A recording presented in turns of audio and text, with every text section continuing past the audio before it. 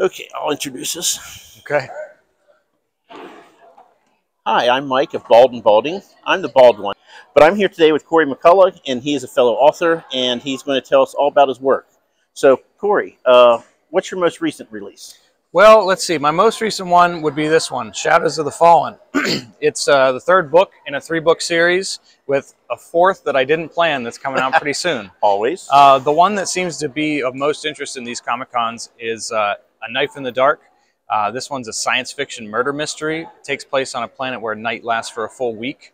And Awesome. I kind of based it on like film noir, where it always seems to be dark and raining in those movies. Well, it literally is always dark. The murder occurs at sundown, and then it's this old grizzled private investigator who's trying to find the killer over the course of one week-long night.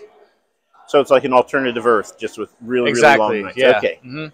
So does it have like a 1940s feel to it? Or? Very much so, yeah. Awesome. I mean, the characters in it, they talk like Humphrey Bogart and Lauren Bacall, you know? Awesome. It's very, and kind of, if you're familiar with Cowboy Bebop at all, I do a little bit of that too. There's a little bit of that cool. Used future spin with, you know, an old-fashioned style to it. So. That's awesome. So how long have you actually been writing?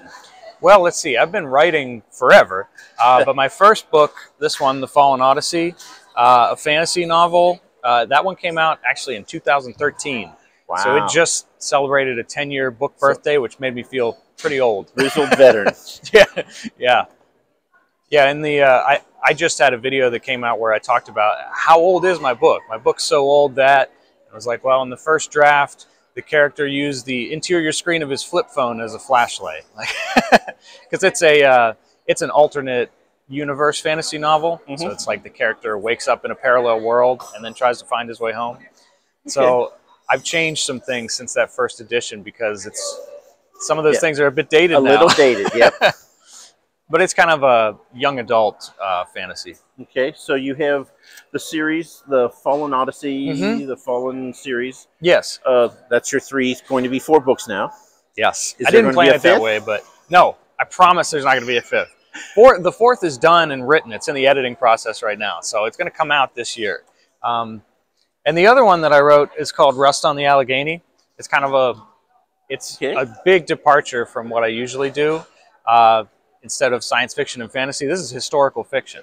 Awesome. And it's based on like a fictional version of my hometown. Okay. So it's kind of like a family saga that takes place over multiple generations in this small town on the Allegheny River. And some family stories in there and everything, but it actually won an Independent Publishers Award for Best Regional Fiction. I was going to ask you about the shiny little seal there. Very proud of that one. So awesome. Got a bronze medal. That's the one that has gotten the most attention. So I don't know if that's a signal that I should shift gears into that other genre or what, but my heart lies in the nerdy stuff. Write what you like. Yeah. So let's see. So you have 4-book series. What is going to happen after this 4th book, which is being edited, is out? What comes next? Oh my goodness.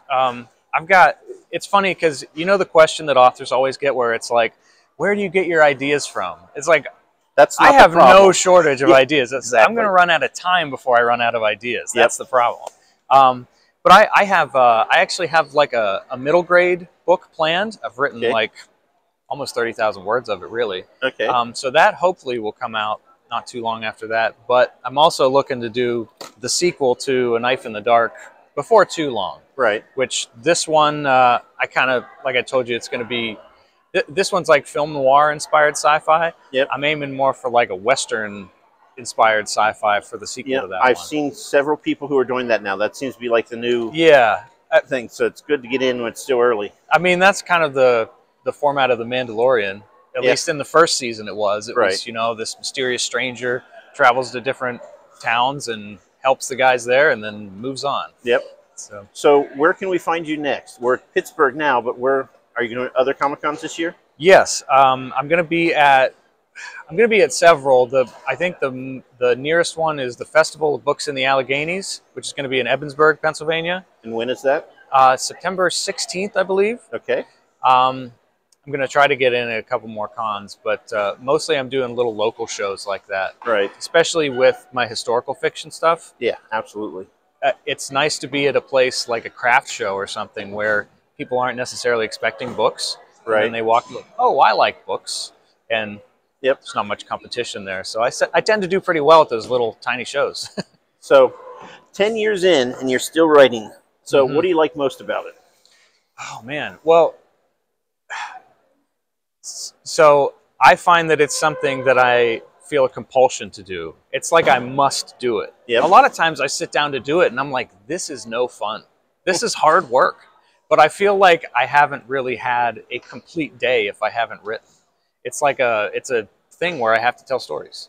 So it started when I was a little kid and I was just making up stories, and I'm sure it was the same way with you, where it's just like you feel like you must tell a story. You've got something that you got to share. Yep. Yeah.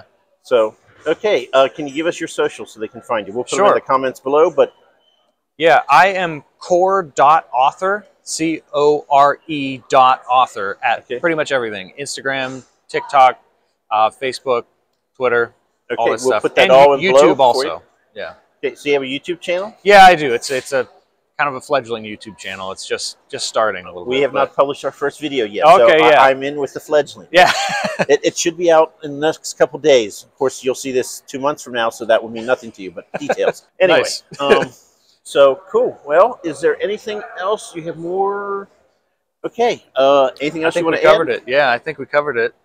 So, this is Mike from Bald&Balding. Corey, thanks for taking the time to meet us. Thank you so much, Mike. And nice to meet you. we'll let you know when the video's up. All right, awesome. Thank you. All right, thanks.